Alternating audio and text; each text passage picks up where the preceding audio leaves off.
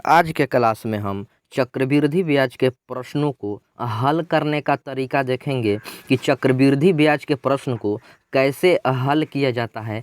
हम बेसिक और शॉर्टकट दोनों मेथड बताएंगे। बेसिक मेथड तो वो हो गया जो हम 7-8 क्लास में पढ़ते हुए आए हैं, और शॉर्टकट मेथड से यह होता है कि प्रश्न थोड़ा जल्दी बनता है। तो चलिए सबसे पहले हम बेसिक पर बात करते हैं कि इसका बेसिक क्या होगा, हम कैसे बना सकते हैं। देखिए बोल रहा है कि 10,000 रुपया का रुपया कितना है, तो रुपया है 10,000, यानी 10,000 रुपया का 10% वार्षिक ब्याज की दर से 3 वर्षों का चक्रवृद्धि ब्याज क्या होगा।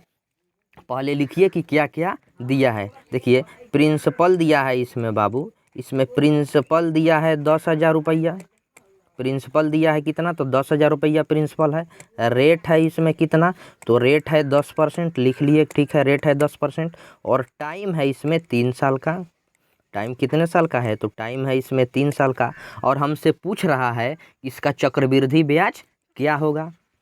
तो चलिए देखते हैं कि चक्रवृद्धि ब्याज कैसे निकालते हैं। देखिए एक फार्मूला होता है, ए बराबर पी इंटू, यानी यहाँ पे गुणा होता है 1 प्लस में आर बट्टा 100 का पावर टी होता है। यही फार्मूला होता है कि ए बराबर P into 1 plus R by 100 का पावर टी। अब इस पर वैल्यू बैठाइए, इस पे वैल्यू बैठाइए। देखिए तो ए बराबर होगा सिंपल, ए बराबर पी का वैल्यू दिया है 10,000, तो यहाँ पर सिंपल लिखेंगे हम 10,000। 1 प्लस रेट है 10%, तो लिखेंगे 10, और बट्टा में लिखेंगे 100, और 3 साल का समय है तो पावर में लिखेंगे 3। देखिए यहाँ से एक शून्य से एक शून्य काटिए, जब एक शून्य से एक शून्य, यहाँ से देखिए एक शून्य से एक शून्य यह कट गया। कटने के बाद क्या बचेगा, देखिए हम लिखते हैं कि कटने के बाद क्या बचेगा, तो कटने के बाद जो सिंपल बचेगा वह क्या बचेगा, देखिए यानी ए बराबर 10,000 तो यहाँ पे बचेगा, ठीक है।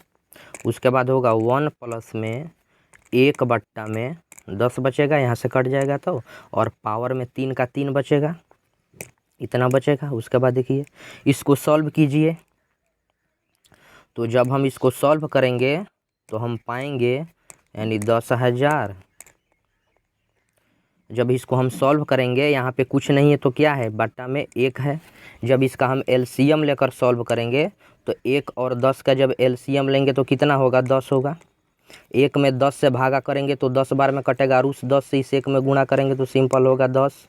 इस 10 से 10 में भागा करेंगे तो 1 मर्तबे में कटेगा, और 1 में 1 से गुणा करेंगे तो यानी इतना होगा। और पावर में जो 3 है उसको हम 3 लिख दिए। अब चलिए इतना हम बता रहे हैं आपको स्टेप बाय स्टेप। यदि आपका कैलकुलेशन मजबूत है तो आपको इतना करने की ज़रूरत नहीं है।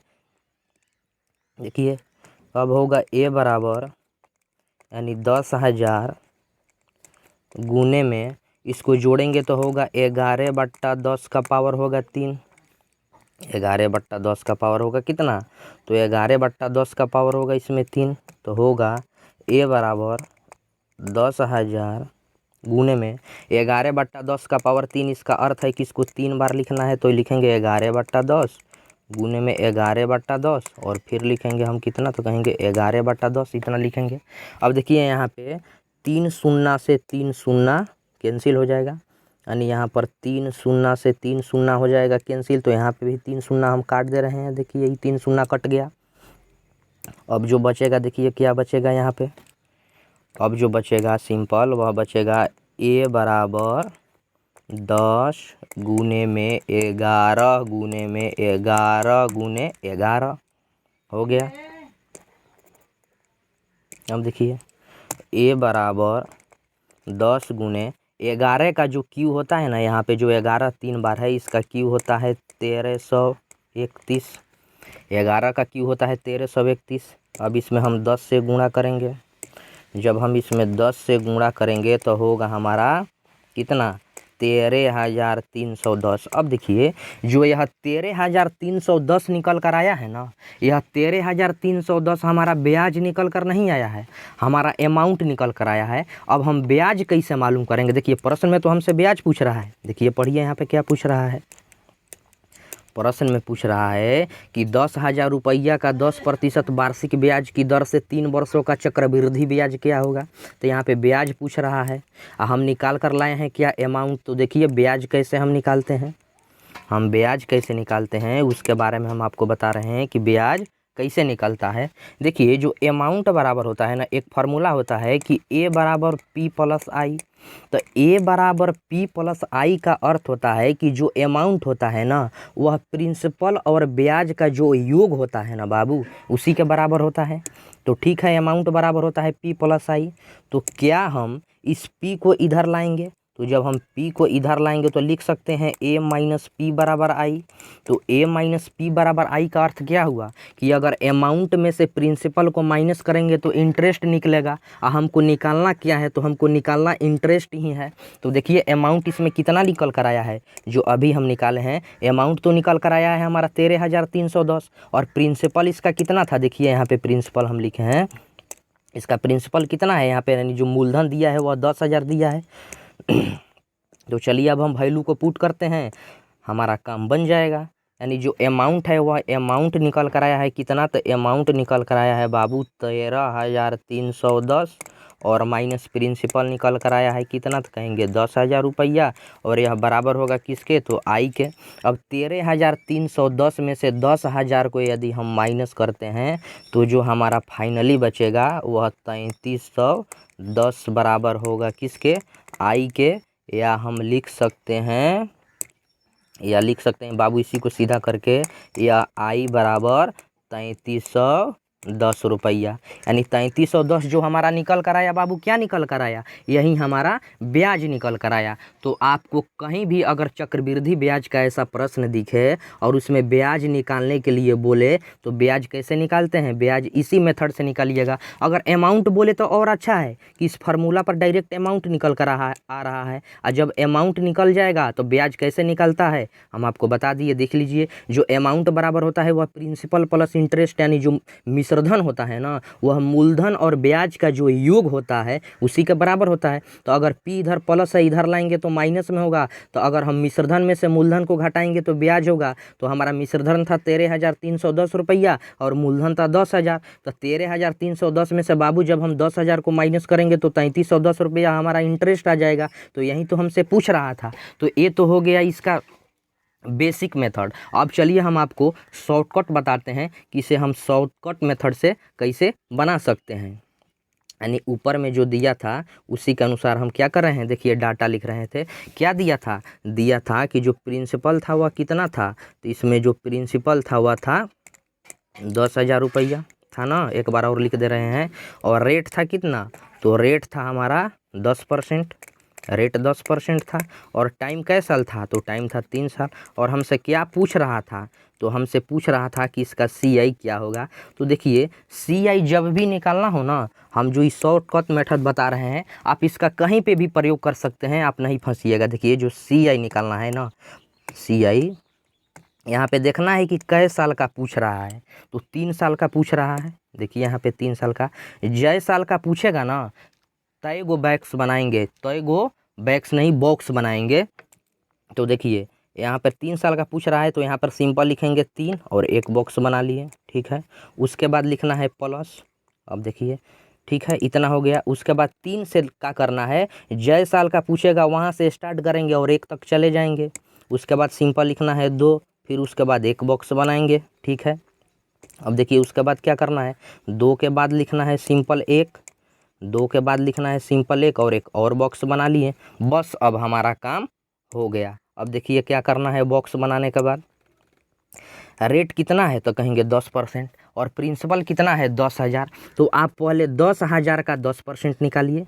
हम रफ में बताते हैं कि 10,000 का 10% निकालिएगा तो क्या होगा। देखिए 10,000 है, अगर हम इसका 10% निकालते हैं तो गुणे में 10, आप परसेंट हटाने के लिए क्या किया जाता है, 100 से भागा दिया जाता है।